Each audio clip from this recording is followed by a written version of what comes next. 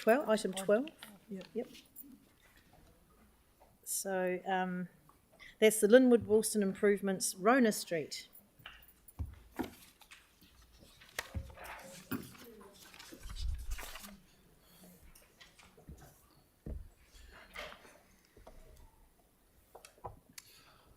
So Rhona Street, quickly, the reason it's in the Transport Choices program is as a walking improvements project, and that is essentially related to providing walking access to the school, which connects to the project itself, involves a footpath widening and traffic calming.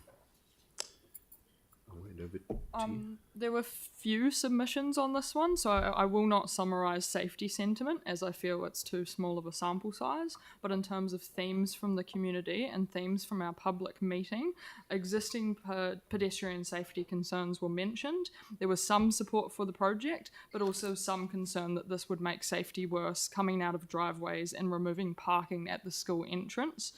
There was a lot of concern about drainage and flooding and requests for more speed bumps and for that to be the focus of the project.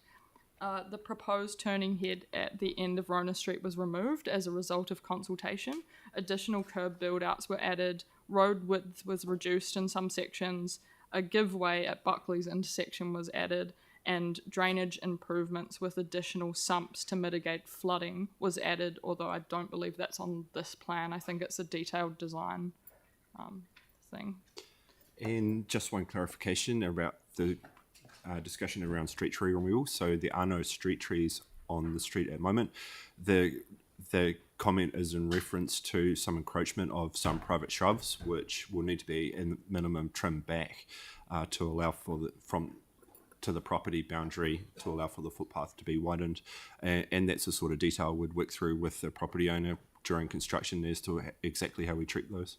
Thank you. I think that's good if you can assure us that you'll work with them, because that was they felt they didn't know about it, and I think probably trimming back if possible would be ideal. Are there any other questions on Rhona Street? Councillor Kewen and Councillor Johansson. Yeah, just around the obviously the speed behavioural problem. What's the cost of and thank you for the answer around the build outs with the trees. That makes perfect sense. A treeless street. The what's the cost of putting in a high-def camera versus speed humps? And do we consider that, that was a follow-up question from yesterday, sorry. So Aaron, are you suggesting camera instead of the calming? Well, I still like the build-outs for the trees. Yes. But without the cost of humps versus cameras, because cameras have other benefits. These are technical questions. It would have been really good to have them earlier. I don't know if staff will have the answer, but... Are you talking about, sorry, can I just clarify the question? Are you talking about cameras for enforcement? Yeah, so they'd have to be... That's not within our power at this stage. No, so that's a police matter, and we can't they sit with put the enforcement police, cameras and the in. problem with cameras is that retrieving the footage can be challenging sometimes because of resourcing.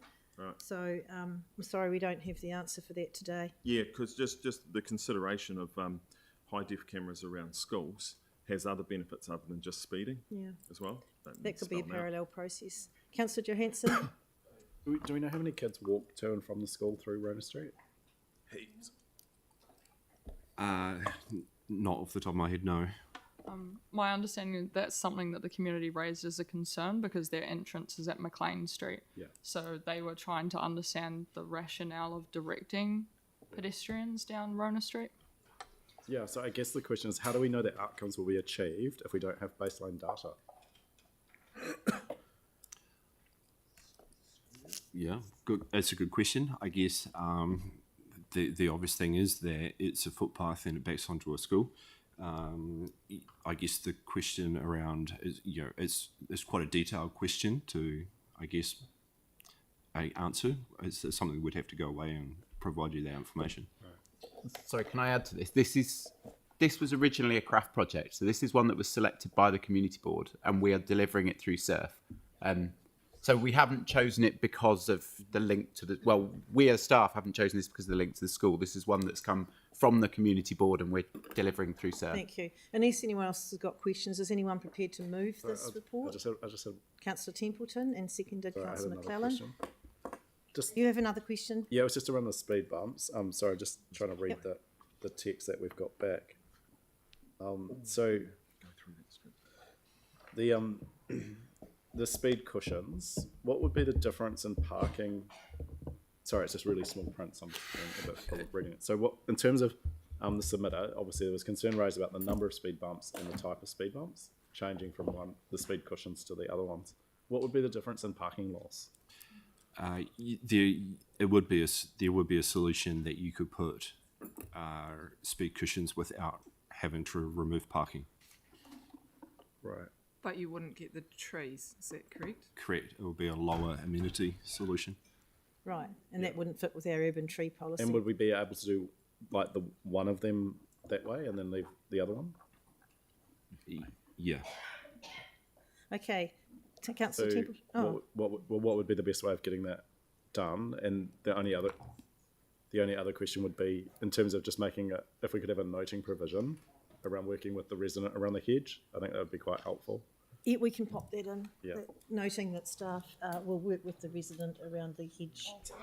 So do you need an amendment to remove one of the curb build outs to put a speed cushion? Yeah, if you want to change the design, we need an amendment. Just put the bombs in. Yeah. So, and that would involve a loss of a tree, 2 trees. Yeah. 2 trees. Yanni, that does that anyway. trees. I'm surprised. Are you moving an amendment, Yanni? Yeah. Can you please read your amendment out? Yeah, I'll send it. Well, and yeah, you've got a question, I know. And would there be anyone prepared to second the amendment? Okay, Councillor Templeton. Thanks. I'm just noting that we've made quite a big change based on the submissions already. So we've gone from the original plan, which was the sort of round cul-de-sacing, sort of the turnaround there, to not putting that in. So my understanding is that saved quite a lot of car parking. Do we know how many car parks that saved that would have been removed otherwise from the original plan?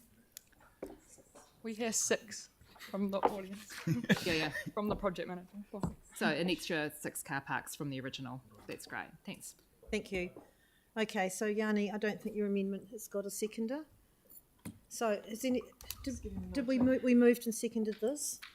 If there's no other questions, I'm going to put this. All those in favour say aye. Aye.